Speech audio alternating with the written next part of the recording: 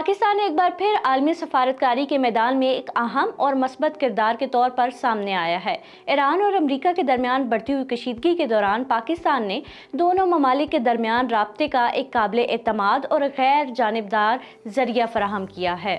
حالیہ پیش رفت میں ایران نے اپنی تازہ تجاویز پاکستان کے ذریعے امریکہ تک پہنچائی، جسے ایک اہم سفارتی کامیابی قرار دیا جا رہا ہے۔ اس کے ساتھ اسلام آباد میں ہونے والی ابتدائی ملاقاتوں نے بھی یہ ظاہر کیا کہ پاکستان ایک محفوظ اور مؤثر پلیٹ فارم کے طور پر ابھر رہا ہے، جہاں فریقین بات چیت کے لیے آمادہ ہو سکتے ہیں۔ ماہرین کے مطابق پاکستان کا کردار صرف پیغامات کی ترسیل تک محدود نہیں رہا، بلکہ اس نے مشکل حالات میں بھی کشیدگی کو کم کرنے میں مدد دی ہے۔ اپریل میں ایک نازک صورتحال کے دوران پاکستان کی کوششوں سے فریقین کے درمیان وقتی طور پر کشیدگی میں کمی بھی دیکھنے میں آئی۔ تجزیہ کار یہ بھی کہتے ہیں کہ اس پورے عمل نے پاکستان پر اعتماد میں اضافہ کیا ہے۔ ایران پاکستان کو ایک قابل اعتماد ثالث سمجھتا ہے، جبکہ امریکہ بھی پاکستان کے تعمیری کردار کو تسلیم کر رہا ہے۔ یہی وجہ ہے کہ پاکستان کو خطے میں ایک اہم سفارتی پل کے طور پر دیکھا جا رہا ہے۔ اختلافات کے باوجود بھی پاکستان کی کوششوں نے مکالمے اور بات چیت کے دروازے کھلے رکھے ہیں۔